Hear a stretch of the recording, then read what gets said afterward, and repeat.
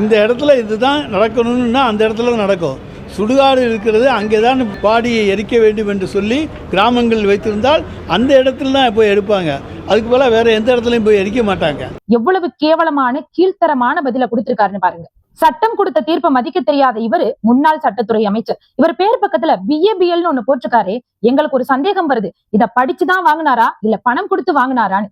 மதிப்புமிக்க சமுதாயம் நகரத்தார் சமுதாயம். மலேசியாவில் இருக்கக்கூடிய 10 மலை முருகன் கோவிலை கட்டுவதற்கு மாபெரும் பொருளுதவி அளித்து உதவியதுதான் நகரத்தார் சமுதாயம். அதோடு மட்டுமில்லாம இன்னைக்கு வரைக்கும் காசியில போய் புனித யாத்திரை செய்பவர்களுக்கு தமிழகத்தை சேர்ந்த மக்கள் வந்து போறதுக்கு சாப்பாடு இருப்பிடம்னு அனைத்தையும் சிறப்புற செஞ்சு கொடுப்பது நகரத்தார் சமுதாயம். இன்னைக்கு வரைக்கும் ஆன்மீக பற்றுலையும் இறை தொண்டுலையும் தன்னை முன்னிலைப்படுத்தி பெரும் தொண்டு செய்யும் சமுதாயம் நகரத்தார் சமுதாயம். அப்படிப்பட்ட சமுதாயத்துல பிறந்துட்டு பொறுப்பில்லாத உங்களுடைய பதில் அந்த சமுதாயத்துக்கே தலைகுனிவுன்னு தான் சொல்லணும். அரசியல் லாபத்திற்காகவும் திமுகவினுடைய பதவி ஆசைக்காகவும் தமிழகத்தில் உள்ள இந்து மக்கள் பெரும்பான்மை மக்கள் மதிக்கக்கூடிய இறைபக்திய சுடுகாட்டோடு ஒப்பிட்டு பேசியிருக்கீங்களே. உங்களுக்கு ஒரு சாமானிய பெண்ணா இருந்து நான் ஒரு கேள்வி கேட்கிறேன்.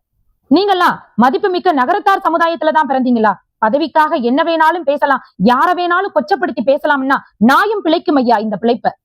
தமிழக மக்கள் அத்தனை பேரும் உங்களோட ஒவ்வொரு அநியாயத்தையும் பார்த்துட்டு தான் இருக்காங்க. 2026ல இது அத்தனைக்கும் உங்களுக்கு பதிலடி கிடைக்கும்.